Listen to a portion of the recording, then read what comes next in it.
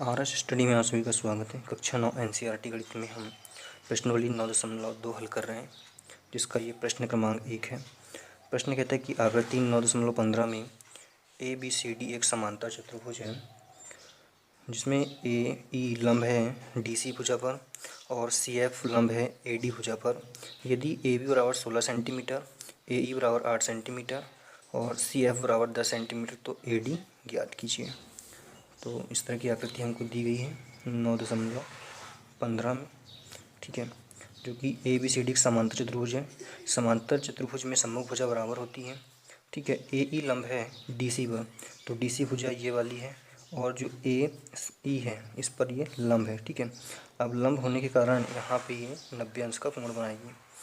उसी के साथ सी एफ लंब है ए डी भुजा पर, ए डी भुजा ये है और सी एफ लंब ये वाली भुजा है, तो यहाँ पे 90 अंश का कोण बनाइए, ठीक है। फिर कहती है कि ए बी बराबर 16 सेंटीमीटर, ए बी बराबर कितना 16 सेंटीमीटर। अभी सम्मुख भुजा बराबर होती है, इसलिए ए डी बराबर भी कितना हो जाएगा 16 सेंटीमीटर। ए डी पूरा यहाँ से सॉरी डी सी यहाँ से यहाँ तक ये पूरा कितना 16 सेंटीमीटर हो जाएगा। उसके बाद फिर ए ई बराबर 8 सेंटीमीटर, ए ई बराबर कितना 8 सेंटीमीटर हो जाएगा ये। और सी एफ बराबर 10 सेंटीमीटर, सी एफ ये वाली भुजा इसकी 10 सेंटीमीटर है। तो ए डी हमें ज्ञात करना है, यहाँ से लेकर ये हमको ज्ञात करना है। तो प्रश्नानुसार यहाँ पे हम जो दिया गया है वो लिख लेते हैं। प्रश्न के अनुसार हमने यहाँ पे नोट कर लिया है कि ए बी सी डी एक समांतर चतुर्भुज है, जिसमें सी एफ लंब है ए डी भुजा पर, ठीक है। जो सी एफ लंब है ए डी भुजा पर, साथ ही ए ई लंब है डी सी भुजा पर, डी सी भुजा ये है और ए सी यहाँ पे ये लंब बना हुआ है।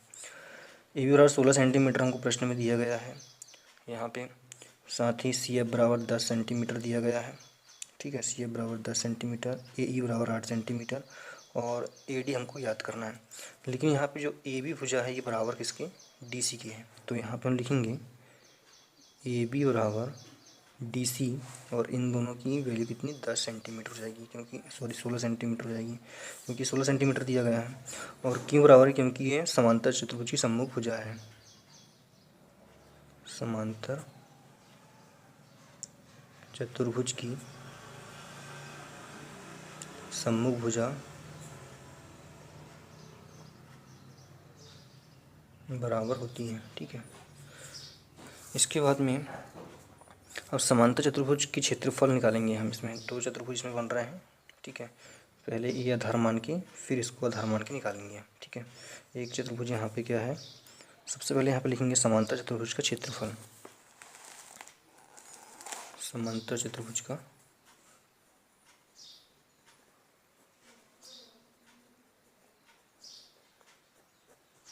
क्षेत्रफल। इससे पहले वाली वीडियो में हमने पढ़ा था कि समांतर चतुर्भुज का क्षेत्रफल क्या होता है, ये होता है आधार गुणित ऊंचाई, और ये ऊंचाई क्या होती है शीर्ष लंब होती है,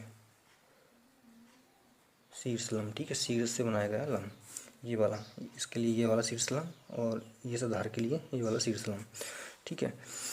अब देखिए यहाँ पे दो आधार बन रहे हैं, एक आधार ये डी सी बन रहा है, दूसरा आधार यहाँ पे ए डी बन रहा है। तो हम यहाँ पे लिखेंगे कि जब आधार डी सी हो, जब आधार डी सी हो तो चतुर्भुज का क्षेत्रफल, चतुर्भुज का क्षेत्रफल, ठीक है। तो चतुर्भुज कौन सा बन रहा है यहाँ पे ए बी सी डी बन रहा है, ठीक है। ए बी सी डी और आधार ये माना हमने, तो यहाँ पे क्या हो जाएगा इसका क्षेत्रफल डी सी, क्योंकि आधार गुणित ऊंचाई है तो आधार है इसका क्या हो जाएगा डी सी। यहाँ पे ये डी सी इसका आधार हो जाएगा, गुणित ऊंचाई की हो जाएगी ए से लेकर ई तक, ए ई या ई ए, यहाँ पे हम कुछ भी लिख सकते हैं ए ई, ठीक है। अब इसको यहीं पे छोड़ देते हैं, इसको हम समीकरण नंबर 1 दे लेते हैं।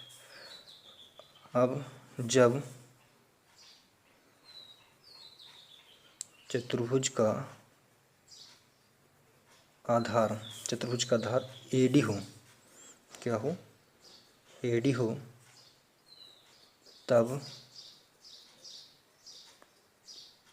चतुर्भुज ABCD का क्षेत्रफल क्या हो जाएगा। अब देखिए आधारीय मान हमने तो AD मल्टीप्लाई बाई, ठीक है, आधार की ऊंचाई होता है तो इसकी ऊंचाई ये वाली हो जाएगी FC या CF, ठीक है। इसको समीकरण नंबर 2 कर लेते हैं। अब यहाँ पे क्षेत्रफल, यहाँ पे देखें हम तो ABCD का क्षेत्रफल ये है और AB ABCD का क्षेत्रफल है, दोनों की तुलना कर लेते हैं। तो समीकरण 1 व 2 की तुलना करने पर तो ये दोनों बराबर हैं, तो यहाँ से यहाँ तक सबसे पहले लिखेंगे हम DC मल्टीप्लाई बाई AE बराबर AD मल्टीप्लाई बाई FC, और हमको निकालना AD है। तो यहाँ पे यह हम इसको पहले यहाँ पे लिख लेते हैं, उसके बाद में ये यहाँ पे लिख लेते हैं, ठीक है। अब हमको यहाँ पे चाहिए AD बराबर DC और AE, ठीक है। यहाँ पे जो FC इधर गुणा में इधर जाके भाग में हो जाएगा FC। अब यहाँ इसके मान रख लेते हैं। तो DC का मान कितना था यहाँ पे, तो यहाँ पे DC जो था वो AB के बराबर था। यहाँ पे DC बराबर AB और ये 16 सेंटीमीटर, ठीक है। तो यहाँ पे हम लिखेंगे 16 सेंटीमीटर इसका मान गुणा, अब AE का मान कितना है, AE का मान यहाँ पे 8 सेंटीमीटर दिया है, तो यहाँ पे हो जाएगा 8 सेंटीमीटर। साथ ही FC का मान कितना दिया है, FC या CF 10 सेंटीमीटर, तो ये जाएगा 10 सेंटीमीटर।